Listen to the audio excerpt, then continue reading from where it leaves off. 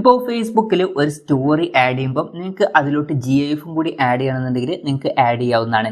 അപ്പം ഈ ഒരു വീഡിയോയിൽ നമ്മൾ നോക്കാൻ പോകുന്നത് ഫേസ്ബുക്കിൽ ഒരു സ്റ്റോറി അപ്ലോഡ് ചെയ്യുമ്പോൾ അതിലോട്ട് എങ്ങനെ GIF-ഉം കൂടി ആഡ് ചെയ്യാം എന്നുള്ളതിനെ കുറിച്ചിട്ടാണ്.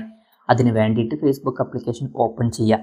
ഓപ്പൺ ചെയ്തതിന് ശേഷം ഇവിടെ ക്രിയേറ്റ് സ്റ്റോറി എന്നുള്ള ഓപ്ഷൻ കാണാൻ പറ്റും. നിങ്ങൾക്ക് അതിൽ വേണമെന്നുണ്ടെങ്കിൽ ക്ലിക്ക് ചെയ്യാവുന്നതാണ്. അല്ല എന്നുണ്ടെങ്കിൽ മുകളിൽ ഒരു പ്ലസ് ബട്ടൺ കാണാൻ പറ്റും, അതിൽ ക്ലിക്ക് ചെയ്യുക. അതിൽ ക്ലിക്ക് ചെയ്താൽ നമുക്ക് സ്റ്റോറി എന്നുള്ള ഓപ്ഷൻ കാണാൻ പറ്റും, അതിൽ ക്ലിക്ക് ചെയ്യുക. അതിൽ ക്ലിക്ക് ചെയ്താൽ നമ്മുടെ ഗാലറിയിൽ നമ്മൾ എന്തായിരിക്കും, ഗാലറിയിൽ നിന്ന് നമുക്ക് ഇഷ്ടമുള്ള ഫോട്ടോ അല്ലെങ്കിൽ വീഡിയോ സെലക്ട് ചെയ്യാവുന്നതാണ്. ഒരു എക്സാമ്പിളിൽ ഞാനൊരു ഫോട്ടോ സെലക്ട് ചെയ്യാണ്.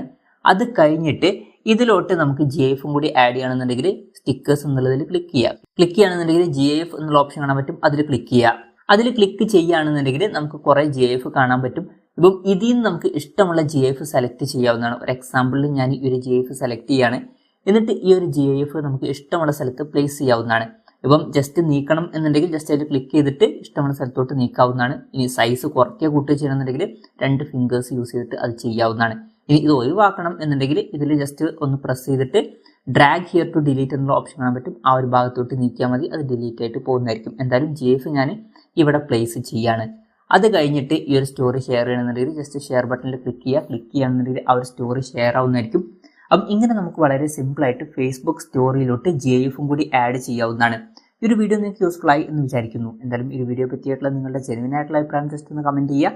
അതുപോലെ തന്നെ ഇതുപോലുള്ള വീഡിയോസ് നിങ്ങൾ കാണാൻ താല്പര്യമുണ്ടെന്നുണ്ടെങ്കിൽ ഈ ചാനൽ സബ്സ്ക്രൈബ് ചെയ്യാവുന്നതാണ്.